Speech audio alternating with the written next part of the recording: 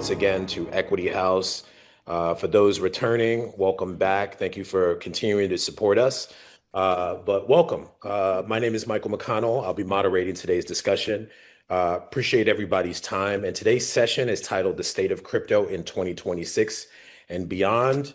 And over the next 45 minutes or so, we'll be exploring the future of digital assets and blockchain, crypto, where crypto really stands today, how the conversation has shifted, what builders, investors, and everyday participants should be paying attention to, not 5 years ago. We're talking about the now. So for those of you new to our community, EquityHaus, which is the name of this event series, is powered by equity platforms. It's an ecosystem focused on expanding access to ownership, capital formation, participation in the modern economy. And our work sits at the intersection of technology and real world assets. And sometimes we dabble in policy, as Darin will talk about later. But we help founders, operators, and communities understand how tools like blockchain and tokenization can work. We've been doing this series since 2021 consistently, and I'm very proud of that. So to jump into our guest introduction, we're excited to be joined today by Darin Carter, Senior Manager of U.S. Policy and Community Engagement at Coinbase. And Darin sits at the critical intersection of policy, regulation, and real-world adoption. Focuses on engaging policymakers, communities, and industry stakeholders. I will let you, Darin, explain a little bit more to the people about what you do at Coinbase. We're also joined by Vernon Jay. I can't forget that, CEO of Equity Platforms. Boop, boop, boop. Gotta give him his shout out. But Darin, I always like for people to explain what they do. I don't like to just read from the bio that you send me in advance. Talk a little bit about your role at Coinbase before we jump into the questions. Awesome. Michael, thank you for kicking us off. Vernon, pleasure to talk with you. EquityHaus community, thank you all for joining. Honestly, I'm so excited to be here. My name is Darin Carter. As Michael was explaining, I'm a senior manager on our U.S. policy team here at Coinbase. I've been with the company for 6.5 years and have worn multiple different hats, from information security to social impact, and now community engagement and advocacy. We are at the bridge of connecting founders, real world use cases, and the stories that exist within the crypto ecosystem with the policymakers who are going to be shifting and shaping the policy that's going to help define the next 100 years of innovation. And I think it's really powerful because these are the stories and the people that help move the ball forward with regards to what is going to be the law of the land.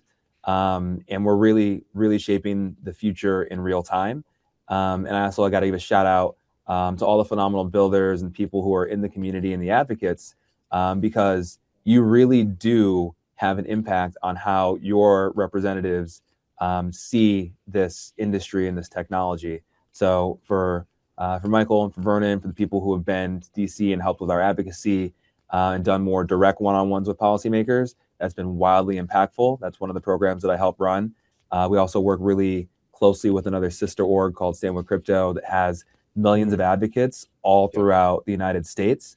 And we provide the tools for those advocates to have their story heard by policymakers. And that's eventually moving the needle on the policies that we see today in DC. So pleasure to join you guys. Welcome, man. Very important work. And I do want to get back to Stand With Crypto later on in the conversation. Vernon, I have to let you, give your propers. Please just introduce yourselves for the people that are new and don't know you, because obviously, we have new people that hop on these events all the time. So you can just give us a little 5 Ws. For sure. So Vernon Jay, CEO over at Equity Platforms. We've been doing this since 2021. I've been in the real estate space for almost 2 decades. I sound so old saying that. It sounds crazy. And I've done a few $100 million in transactions. So that's been my jam for a long time. And then in 2016, I really dived deep into crypto and blockchain, traveling all over Dubai, Hong Kong, learning about how real estate and blockchain intersect. And then Darin and myself, we connected a few years back at the Coinbase had a Nas concert in LA. I was like, I got to go there. I got to meet Darin. He seems like he's doing some great stuff in the works there. And then we started to work together, and I came to work with Stand With Crypto and go to DC for a few of the founder fly-ins And it was really interesting to see how policymakers, what they think about crypto, what do they think about blockchain? Because when you're in the blockchain space, you seem to think that everybody knows about this stuff, right? And it's like everyday stuff. But the thing is, they're curious, they're interested, they want to learn about different products and services that are out there, and the conversation is no longer, is crypto viable? Is crypto going to be here? Because I remember in 2018, you had guys like Larry Fink and the CEO of JP, Jamie Dimon. You had them saying negative things about crypto, and they've completely changed their stance today. So it's interesting to see how that has really taken place in real time, and how Coinbase has been a leader. I mean, a complete leader in that charge. So I'm just excited to continue the conversation, continue the partnership, and see how we can continue to grow as an industry. Vernon, thank you so much for that. And so Darin, I want to hop into my first question, and this number kind of bugged me out because crypto is still in its infancy stages, but crypto ownership in the U.S. now exceeds 50 million people, and Yep. globally adoption is in the hundreds of millions. From your perspective, what has fundamentally changed about crypto entering 2026 compared to prior cycles? It's a great question. So as you were alluding to, there's over 52 million Americans who own crypto in some way, shape, or form, or digital asset. That's actually exceeding the number of people who own like a traditional equity. Let's say the number of people who go to a brokerage and own an individual stock or an ETF or something like that. So you just see like a much higher participation rate. And there's a number of factors that determine why we see that trend and that continuing to grow. I would say, one, crypto is no longer just for the digital natives. In prior cycles, as Vernon was alluding to, like a lot of people who were in crypto or digital natives, and they go deep into this space, they're early adopters, they might be tech enthusiasts, and they're willing to go do that research on their own and work through some of the nuances of crypto that aren't perfect. Some of the imperfections they're more forgiving of, and they're willing to go deep, and they're the true early adopters and believers in the technology and the future of it. A lot of them also become builders, but traditionally they're very tech forward and digitally native. And now when you zoom out to 2026 and you see that 52 million Americans, honestly probably more than that, own a digital asset in some sense, it's because the industry has become more mature. So the products and services that you see out there have extracted away a lot of the friction, the seed phrases, like the difficulties on actually onboarding. Companies like Coinbase and others have made this so much easier for people. Now you actually see institutions are in this as well. So the Jamie Dimons of the world have changed their tune. ETFs have been launched, and they've kind of bridged traditional finance and traditional capital with the digital native markets. So there's a lot of factors that have contributed to a new foundation in 2026. If you turn on Bloomberg, you turn on Yahoo, MSNBC, you're going to see a crypto ticker alongside a lot of traditional financial tickers. And that's how you know you're in a different place. Mm-hmm. No, I love that. That actually great lead into my second question. Thank you for that.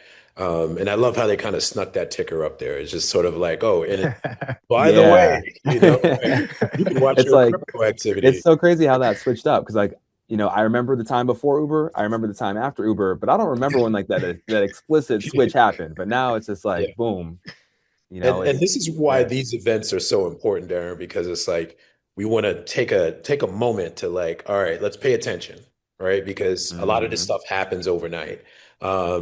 In getting back to the question I wanted to ask you, historically, most crypto activity has been speculative.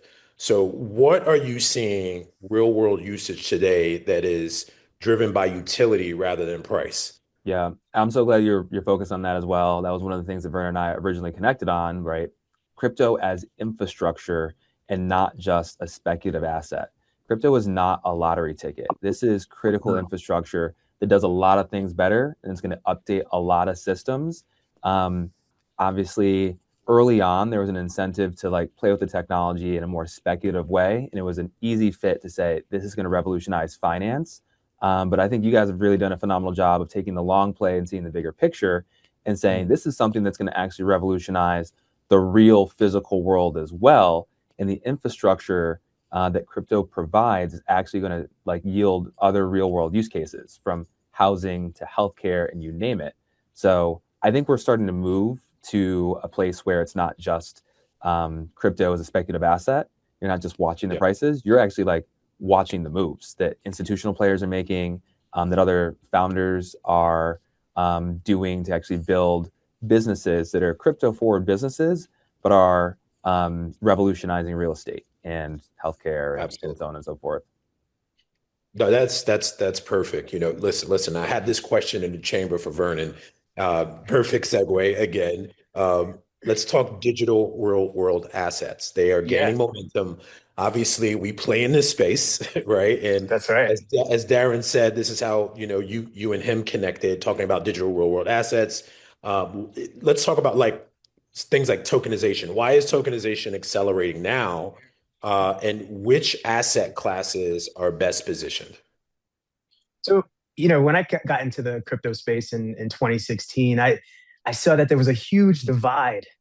On one side of the spectrum, you had people who lived in, the cryptoverse, right? And it was all about digital assets. It was nothing like anything physical would be like, oh, real estate, that's so yesterday, or gold, that's so yesterday. Now we're talking about digital, digital, digital, and I get that, right? And then you had the other side of the spectrum where that my real estate buddies, who some are mentors, and when I talked to them about crypto or blockchain back in 2016, 2017, they were like, yeah, I've been in real estate for 30, 40 years. I own $100 million in assets. What the heck am I doing talking about your digital funny money for, right? So what I saw back then was the convergence, right? And trying to figure out, how do we meet in the middle, right? How do we take those real world assets? How do we take the infrastructure and the rails from digital, assets and blockchain? How do we meet in the middle and create like a bridge between the two? So that was kind of like the birth of Equity Coin, back in 2020, the first digital token backed by affordable housing. We saw that. And back then I saw it was going to become even more into the middle. And today, one of the biggest advocates for tokenized assets is Larry Fink. He's the biggest in the game. He's the critic. He's the biggest in the game, And I mean, they came out. BlackRock just came, last year, I think, was a huge signal in March of 2024 when they came out with the BUIDL, which was actually and it stands for BlackRock USD Institutional Digital Liquidity Fund. And essentially, what that does is just takes their traditional assets and they're putting it on the blockchain. They used Ethereum for that, because Ethereum is like what we thought, and that's why we use Ethereum for our equity share and Equity Coin, and what we do over here is because we saw that it had the respect, it had a really great, I would say, community of developers. So what we're seeing is these real traditional assets, they're coming into the digital space. And just like Darin said, this is no longer a question of if it's going to happen. It's a matter of when it's going to happen. And I really want to set the stage and kind of land the plane with this thought and just kind of talk about what this means for the future. Because we're seeing not even 1% of assets are tokenized. So the market is huge. It is huge coming up. I mean, right now we're a few $1 billion in, but we're going to be at 100 trillion. You're going to be at trillions of dollars, guys, like, in a major way coming up in the next decade. So what that means is, and I know this will probably lead into some other parts of the conversation, but what that means is that there's a huge opportunity play, guys. There's a huge opportunity to take traditional means of business and placing it on the blockchain and creating more ease of use, efficiency. And we're talking about the boring stuff, guys. The dividends, accounting, invoices. These are the boring stuff that is not really too exciting, but that's where I believe the value is. And that's where I think we're headed as an industry. Thank you so much for that. it's just kind of mind blowing when you said we're only a couple billions in, right? It's like, you got buildings in the Middle East that are worth like, 8 billion, right? Like that number doesn't really seem significant. And like you said, we're like, teeter-tottering on like the 1% of all assets being tokenized. That's nothing. But I want to back it up to the average person. And I want to bring myself into this. Yeah. I am a latecomer when it comes to investing in crypto. And I got to thank Vernon because in like years ago, I saw Vernon in like, China, just at like, I was like, what is blockchain? I was like, is that a rap album? Like, what are we talking about, bro? I don't know, understand what you're saying. I didn't start investing in crypto until 2020, right? And I still felt late to the game. So, Darin, this is, I would have framed this question for like Yeah. everyday people who feel late or confused. What is the most practical and responsible way to engage with crypto today? Yeah, that's a great question. Well, first, there's a song that Juicy J has about blockchain. I want to say T Grizzly's got something, Nick Yeah, Jenkins has got something. So if you listen to the culture, like we're kind of here. the culture. But I think the rising tide raises all boats, but only the boats are in the water. And I think education is the thing that gets our community in the water, right? That's how you get your feet wet, and that's how you actually start to set sail and experience digital assets for the first time. And I love the fact that you shared that anecdote about feeling late in 2020 because you're late as another person's early. And that's like the whole, the message here is that you're not late. Like we're still very, very early. There's a huge opportunity that's going to exist. And now the institutions have given you the signal that says, hey, tokenization is going to be here. Crypto is going to be here. It's a strategic element to our portfolios. Legally, you're seeing a lot of clarity, pun intended. And the Genius Law had just passed last July in a bipartisan fashion. So you're starting to see crypto evolve and mature to the point where there's a very firm floor. In the early cycles, there was a lot of ambiguity. You could easily say, hey, the bottom could fall out tomorrow. But these institutions play to win, right? And once they've signaled something, they're not here to lose. So you can, in my opinion, expect to see crypto stick around for decades to come. Not financial advice. We do not know what the future holds asset price-wise. But I think that's also another part of the point as well. Crypto is not a lotto ticket. This is infrastructure. If you educate yourself about this, you'll be able to find value. And you're going to actually, if you choose to invest, make the right allocations. And you'll start to see that play out over time. Love it. Love it. Thank you so much, Darin. And kind of want to switch it up. We were talking about crypto and, blockchain, though, there is no crypto without blockchain, right? That's correct. So, one, Vernon, give us just, like literally, if you can, for a second, then I want to jump it directly into this question. Give us a little color on how blockchain works and what it is. And then the second addition to that would be, how should small and mid-sized businesses think about using blockchain beyond holding or trading tokens? So, firstly, what people most don't know about is how blockchain came about. They think it's something pretty new, but the reality is blockchain has been around since the early 90s. It was two scientists that came together and they wanted to create a system that created a trustless society, a society in which there's a infrastructure where two parties can connect, they can do business or just any sort of transfer of value together without having an intermediary that they had to trust, right? And being able to have transparency, immutability, the ability, and when I say immutability, it can't be changed. Once something's on chain, it's on chain. You can't copy, delete. You can't do it. This is not Excel, guys. It really is immutable. So I wanted to start there because, that was the original thesis behind blockchain technology. And then, of course, we've got the pseudonym of Satoshi Nakamoto in 2008, I believe it was, who created the white paper for Bitcoin, right?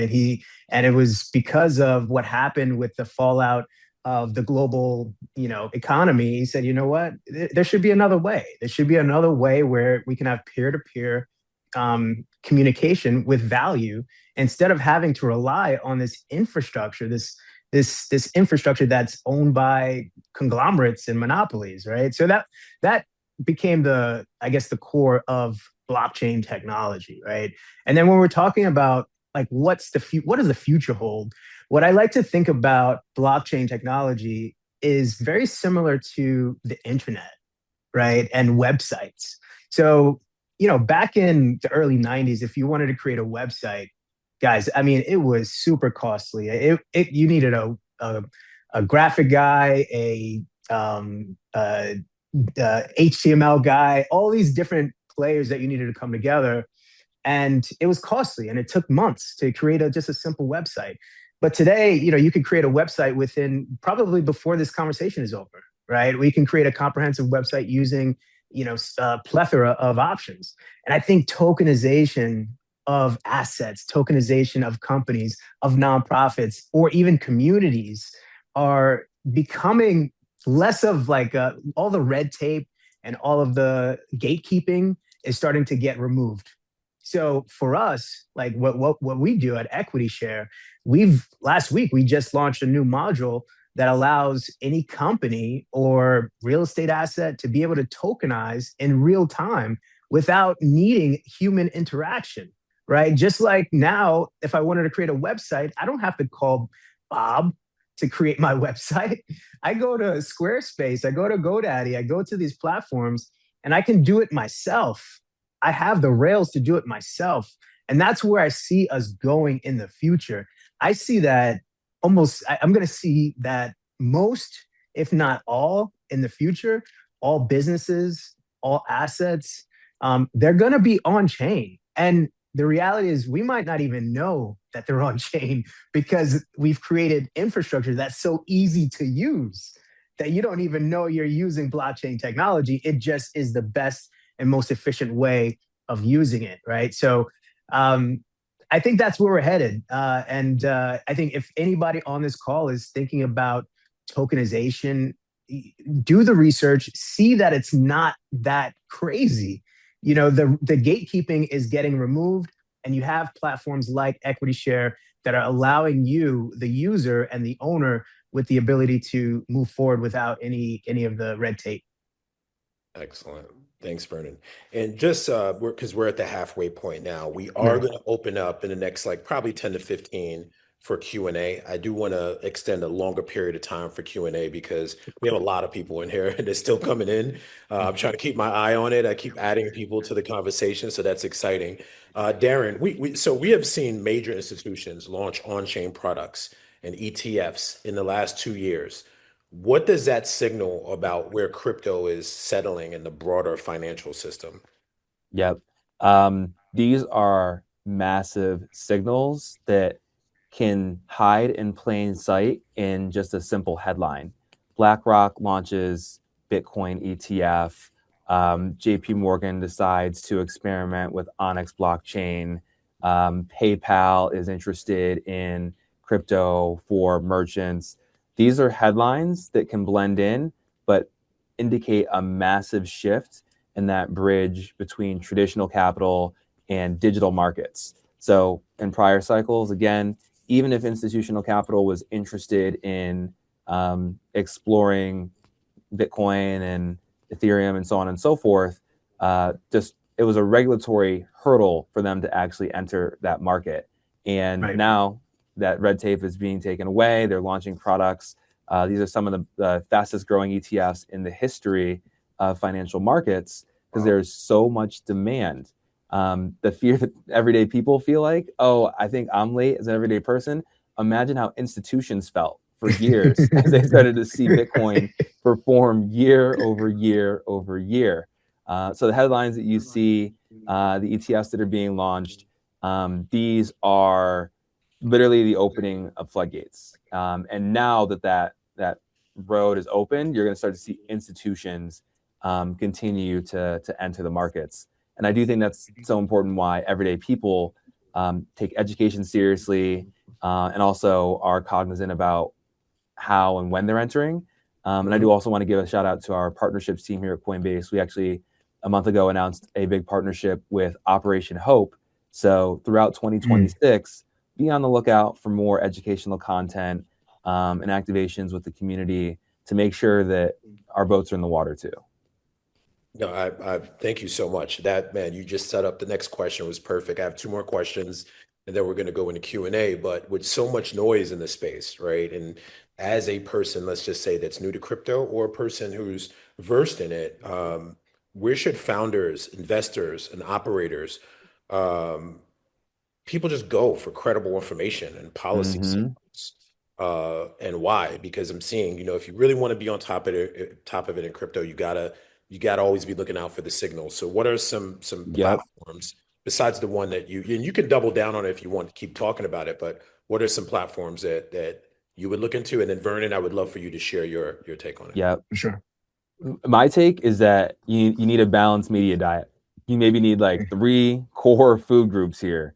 You need to stay up to date on like things that are happening like day over day, and you need to like trust the publishers of this, this particular, in this case, a newsletter, to produce just like quality long form content. So I would recommend newsletters. I follow Blockworks. There's a few others out there that are great. Bankless does a phenomenal job, and I can put together like a list for the community. But I think newsletters, in my opinion, have done a good job of keeping me up to date on like what's happening week over week.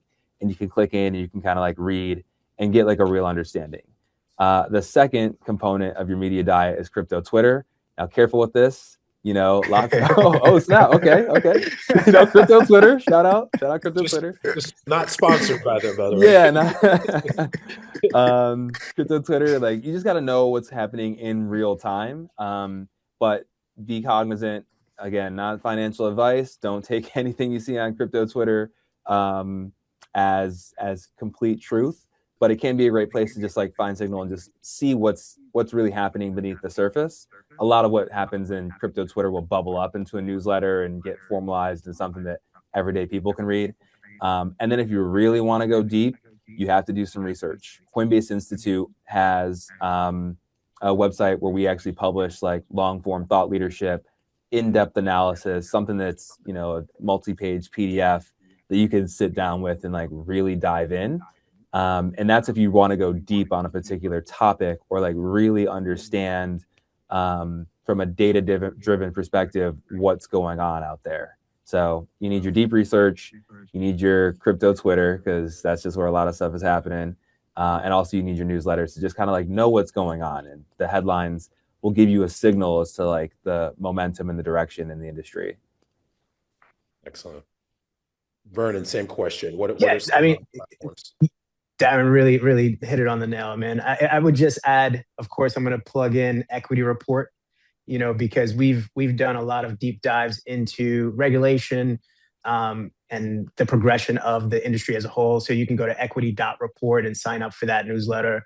Also, Latham and Watkins, which is a attorney, and they actually have a great running kind of real-time running SEC and FINRA and all these different regulatory agencies that provide, a breakdown of the legislation that's happening and, in real time. So that's something that most people don't know about. And I use that a lot.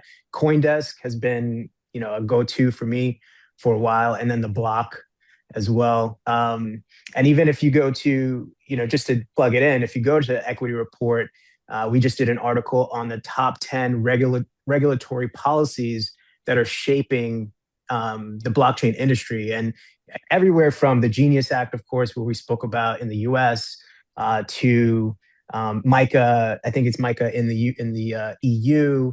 Hong Kong has some new regulatory policy that just came out. So if you go, you'll be able to get some breakdowns there and really understanding because this is not like local, guys. I mean, this is global. This is global stuff, and it really opened my eyes back in 2017, 2018 when I went to Dubai and I saw that 90% of the financial industry was going to be on chain in Dubai, by 2029. And that was, back in, 2019, 2018. And even in Hong Kong, to see that, this industry is taking such a stronghold globally, right? We see it happening in the United States, but I feel like after traveling to those countries in the before 2020, I saw that those other countries were ahead of the US, right? So we're just catching up. So if you go outside of the US and you see it, you're like, holy crap, we're behind, guys. And we're behind because the legislators didn't really catch on, institutions didn't really catch on. Now they're playing catch up. Like Darin said, they're panicking and they're like, this is not going anywhere. Guys, we gotta amp up.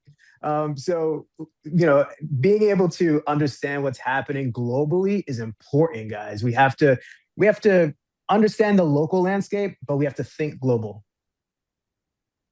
And if I may hop in on that point, Vernon, I love that point because the US can no longer just assume that because we may have a head start or we might have the institutions that build great companies in the past, that we're going to win this race long term just off that alone.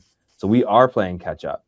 A lot of entrepreneurs have decided to go abroad to build. A lot of other jurisdictions have been embracing crypto in a way that's allowed them to get a huge head start on us. So we can't assume that just because we're here in the United States, that we're going to continue to lead on this technology just because we have this cultural norm of embracing innovation and building with excellence. It's a global field out there, and there are amazing builders all over the world, which is actually another reason why I love crypto.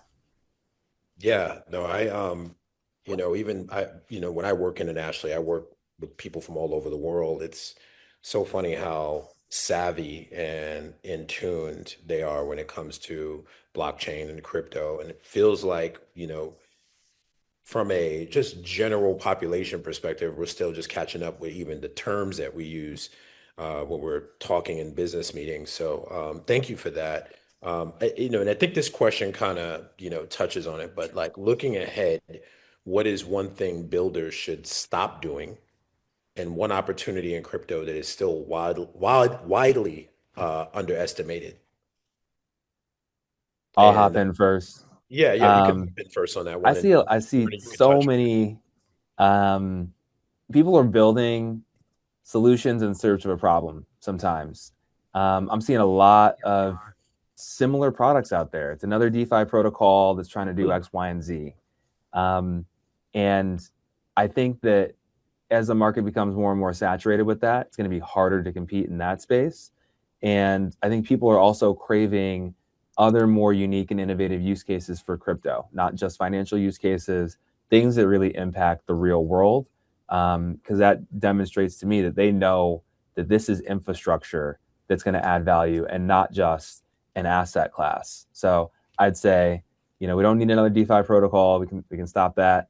I'm not a huge fan of all the crypto degen behavior, but I understand crypto Twitter loves it. So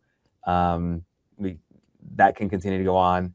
And I would love to see more real world use cases. I think stablecoins are going to be huge this year. So yeah, those are things that I'm excited about.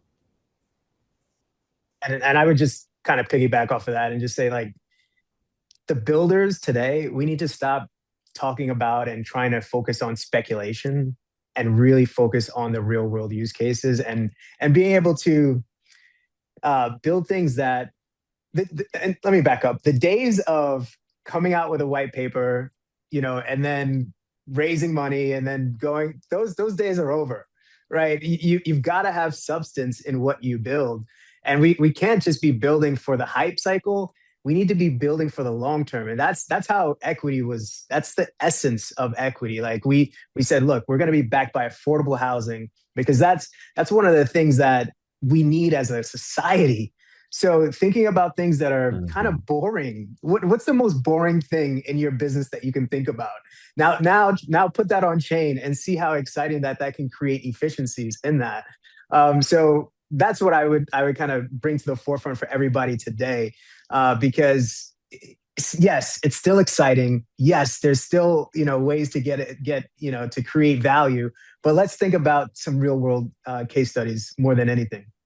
100%. And then, Michael, before we go to Q&A, can Mhm. I ask you a question for 60 seconds, Vernon, even less? Yeah, for sure. For I sure. would love to hear more about how your 20 years of experience in real estate actually led you to crypto and why you believe crypto is actually the unlock for housing.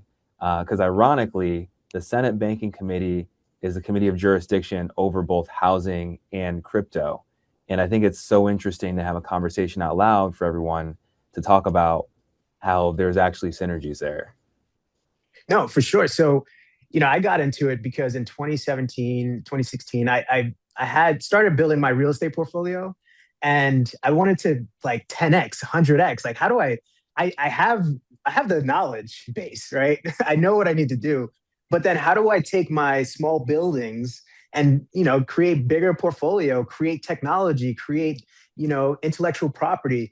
And the hard part, here's the hard part. If you don't come from a family that has a trust fund, if you don't have, a rich uncle, it is extremely hard, guys.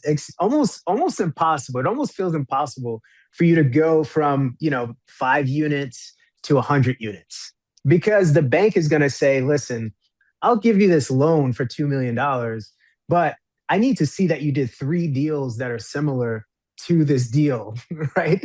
And what that does is a chicken and an egg situation. How the heck am I going to get to this next level if the bank won't even give me the funds that I need to, get to that springboard? And there's an analogy that I like to use, which is when a plane, during a plane's trip, the fuel that's taken most is is during takeoff. And that's the same thing when you're trying to build a portfolio, trying to build a business. So I'll land the plane here. What I saw back in 2020, when I saw that, okay, people are moving away from kind of like the casino aspect of it, and they're going into the real world assets. And how can I replace the bank with community where I can combine crowdfunding with tokenization so that I can provide transparency for all the investors that are on board, create an opportunity, the infrastructure for liquidity, dividend sharing, like all the different things that make blockchain really sexy. I was like, that's it. That's it. So to answer your question, that was kind of my progression is like, okay, if I can, tap into blockchain in order to help me go from, 15 to 100, if I can do that and I can systematize that, then I can do that for myself and I can create millions of dollars in value for myself and my investors. But then also I can do that for thousands of other people that need to do it. So Right. that kind of breaks down how we got into it and why. I love that. And obviously, it's been real estate, funny enough, has also been such a driver for wealth in the United States. So your platform is actually helping democratize that wealth opportunity in addition to the opportunity to actually own real estate. So it's a win-win. Yeah. That's it. That's And, it. and Vernon, go ahead and drop the link, man, and where people can check out Equity Share. Darin, if you have any links, we're going to go through the whole contact process after when we close out the call. But I want to open it up, like I said, to Q&A. It's about 2:42 now. Caleb Boyce, I saw you raise your hand. If you have a question, you could just bring yourself off of mute and ask your question. I think I was just doing some reactions. I wasn't actually trying to raise my hand. I apologize for that. Oh, well, hey man, it's good to hear from you. Yeah. Okay. I actually did want to hear and it's not necessarily a question, but if they do get to talk about payments, and it'd be really interesting because I know that's a big part of stable coins and what's happening. Obviously related to Coinbase too, but like how payments are changing, particularly for cross-border and remittances, that kind of stuff. Yeah. But it's not really a question. Yeah, no, I'll quickly comment on payments. It's expensive to send money. When I was living abroad in South Africa, my first experience trying to be a foreigner getting a bank account, and it took 5 days and about 10 to 15% in order to send my own money, and then I had to deal with an exchange fee. And it became very clear that information moves at the speed of light. I can send myself an email instantly without correspondent services, and it arrives complete and whole. But for some reason, my digital dollars can't move like my digital words. So the opportunity for crypto to revolutionize payments is huge. For example, if you use Coinbase's Base protocol, I can send you $1 for free right now, and it'll arrive in seconds, and you can send it back to me and back and forth. And we can do that 10 times and will always be $1. In the traditional financial realm, if you do that 10 times back and forth, by the time you're done doing all that, you're going to have like 50 cents because they always take a bite, and it would take a long time. So in that sense, it's going to revolutionize cross-border payments, and it's also going to have a huge impact on small businesses. Since COVID, we've actually seen an uptick in digital payments. That's people using Apple Pay. I remember the day when I swore I would never use Apple Pay, and now it is probably like my most predominantly used payment service. It's convenient for me, but expensive for a small business. Every bodega in New York has two prices, the cash price and the card price. And that's because it's expensive for small merchants to accept dollars. And crypto is going to change that because now you have the opportunity to send dollars without those exorbitant fees. And to that point, Darin, 2 times in my career, buying properties, I almost lost deals because it took forever to transfer transfer hundreds of thousands of dollars in banks for the banks. This last deal that we did, we literally almost lost the deal, guys, because we were transferring a few $100,000 from one bank to another bank that we both owned. It was both of our bank accounts. It was just going from Bank of America to Chase. And like it took days, and then they had to call, and then we had to do checks, and it was like, oh, well, the checks aren't enough. And it was like, yo, that's my money. That's my money, and I need it now. What's that commercial? It's like, my money, I need it now. And it's like, when you use blockchain and you use crypto, I can send my money within seconds. It doesn't matter if it's $1 million, and people forget. I think people forget that back, I forget the exact date, but the United States went house by house and took people's gold. Literally took people's gold. And I'm not trying to set off any alarms, but the thing is, that thing that crypto does is that nobody else has access to that crypto but you. You're the only one that has keys to that crypto. So that gives you a level of autonomy that I have never seen in my lifetime. I think, no matter where you are in the world, if you have your crypto wallet, you have access to it. And of course, if you're not doing anything nefarious, then you're good to go. That's your money.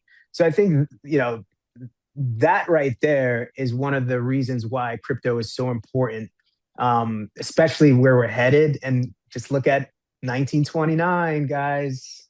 We saw it happen. I don't need to say it. If you just need to do a quick Google, we saw what happened in 1920 with the Spanish flu, 2020, COVID. Guys, this is, we have to be understanding of what's happening historically, and being able to apply that to what's happening in the future, and then using applications like crypto in order to safeguard, something to try to safeguard yourself. Thanks, guys. Yeah. Truly appreciate the insight there. That was great. Joseph, if you could take yourself off of mute and just ask your question, and then Ian, I got you next. Joseph, you there? You still on mute? Asked to unmute. Okay.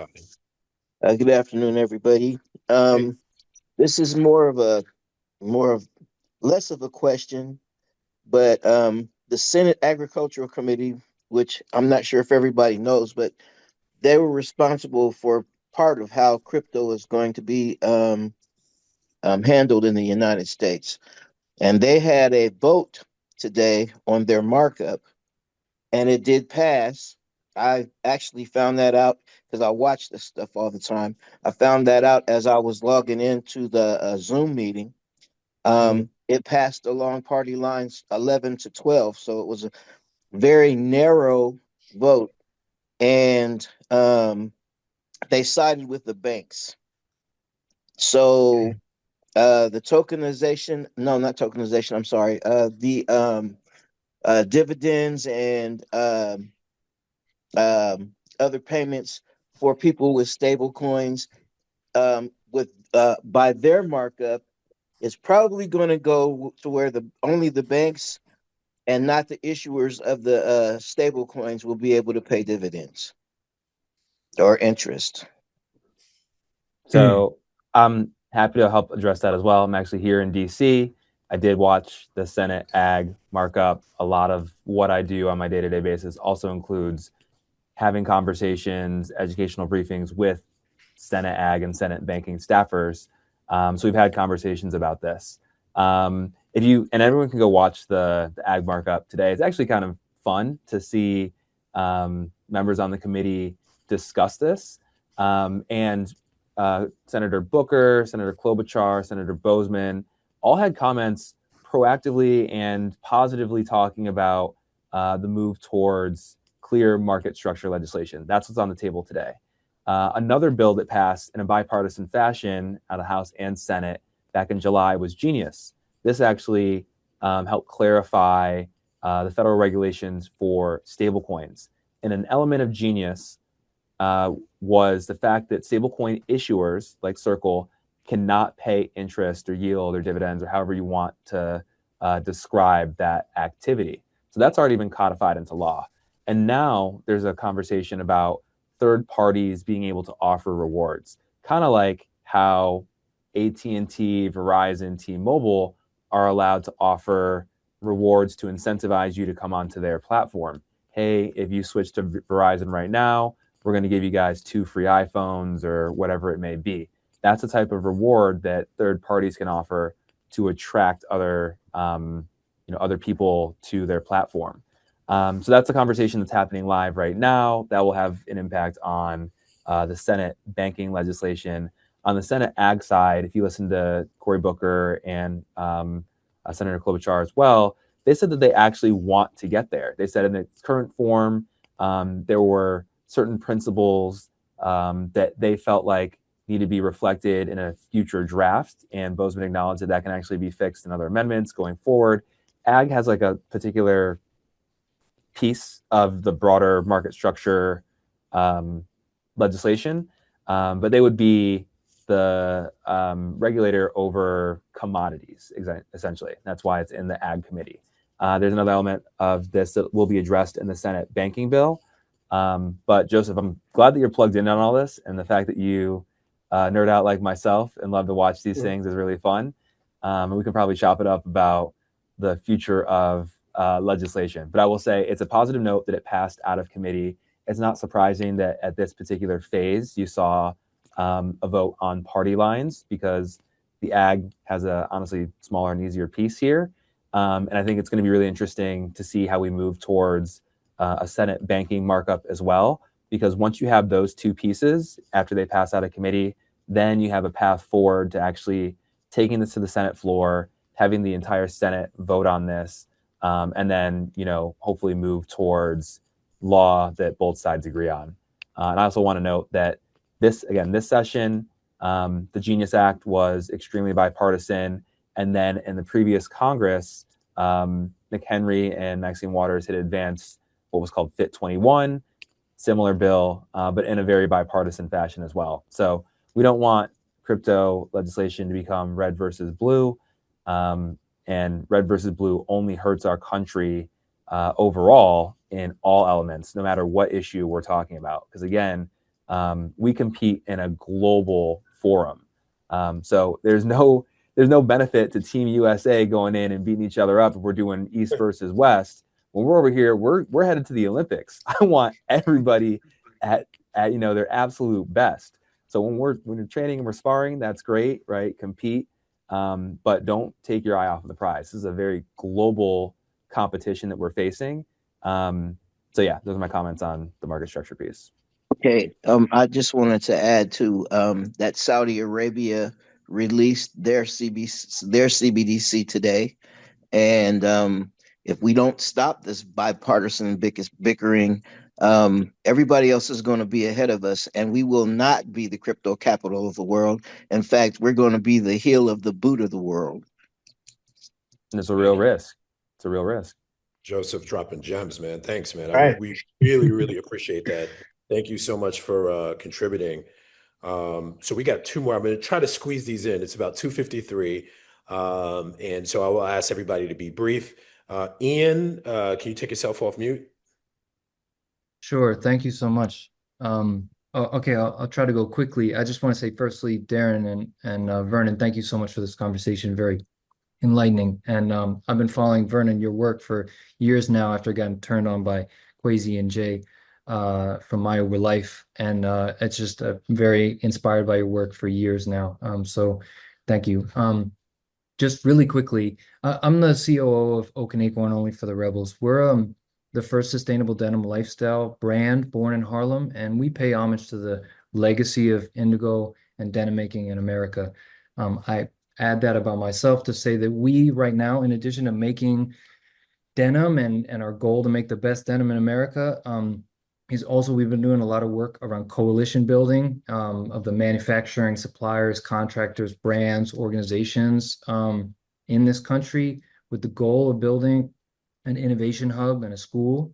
And we're just very interested in understanding how we can activate blockchain technology to, in this institutional project about, collective ownership and community activation, social impact, all the ways that I can see how this can be put to work. So I just wanted to get a little insight about how we can deepen our understanding of how to bring this tech into this kind of institutional project. I'd jump in here and just say, just thinking about how tokenization itself could impact what you guys are doing, because it sounds like, you probably already have a really deep community of people who are following you and who are really adamant about what you're doing. Because it sounds like you're passionate. It sounds like you're doing something that's very different. So being able to use tokenization to kind of galvanize the people that are already in your existing community to become token holders of your brand. And what that could mean is it can mean a few things. It could be a token that represents shares of your company, or it could be a cryptocurrency that just represents, just being a part of the community and wanting to connect, right? And there's so much that can happen with that. For example, if you did tokenize your company, now people who love your product and who want to be a part of it, now they can get dividends sent to their token wallet, from the income from your company, right? And they can be a part of conversations that you may have that are, specifically for your token holders, whether that be at an event that you might do at Art Basel or, anywhere in the world, really, for that matter. And even conversations like this, I kind of bring it back to what we did with Equity Coin. We have 100 some odd token holders, and they're all purposeful. It's not about trying to get, millions of people about it, in it. And Brian Chesky said this the best. He's the CEO over at Airbnb.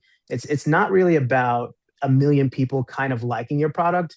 It's 100 people loving your product. And I'm sure you Ian, you probably have hundreds of customers that are just adamant about what you do, and they would love an opportunity to be able to own a fraction of it, be able to take part in the development of the company, be able to give insight. I mean, on this call right now, we've had token holders, Equity Coin token holders, join in. Joseph, he's been a token holder for a long time, joining in this conversation, adding tidbits that have really shaped this conversation in a major way. And that's just one iota of how our token holders have been connected here. And what we want to do with Equity Share, and again, that is our platform that allows any company to create their token, and we provide that infrastructure, and we help you along the way of building that token and building your community so that people can remain connected, through that token. So I would say that that's from our end, from the equity platform's end. Just hearing your story, that's how we would be able to add value from the long term, because this is probably not something you're looking to do today and end tomorrow. You want to do this long term. So having those token holders gives you that ability. Yeah. Ian, Thank you. and I hope that answered your question. Thank you so much for chiming in. And I just wanted, because it was a similar question, Benedict, I'm going to get to you. We're going to close this out with Benedict, and then we're going to do our goodbyes here. But Che Lagos, for a new company in the chat, for a new company platform currently in the actual build process, IP solidified and looking to use tokenizing to build and onboard community buy-in. Is it too early to tokenize? I'm interested in using this as an offer to people community who want to be a part of the build. As the energy and presence grows, would you recommend I start now? I'm personally going to say yes, because that's the way that we build equity. We build equity platforms using equity coin. We use the coin to build the community. Vernon, I know you know, and there you have your own output, but we have about 3 minutes. So I just want to answer that question that's in the chat. He wants to know, is it too soon? No, not at all. Not at all. The time to start is today, really, because there's no time better than right now. It's the quickest, easiest answer. Jay, I'm telling you, I agreed. Benedict, let's close it out with you. And last question, and then we're gonna close out this session. This has been a great event. Hey, Benedict, how you doing? I'm well. Thank you so much, gentlemen, for putting this together, Vernon, Michael, and Darin, and the rest of the team as well, Jay and Uber Life. So I'm the founder of a broadcasting company, Hadley Broadcasting, where we create films in underserved communities, and we distribute them via walls and digital projectors, as well as like underutilized billboards in communities. So my question is, I'm deeply interested in utilizing equity share to tokenize the project and tokenize the films and the other films we're going to make, particularly the billboards that we're going to be projecting on in a few weeks for some, the final shot of a film that we are wrapping up.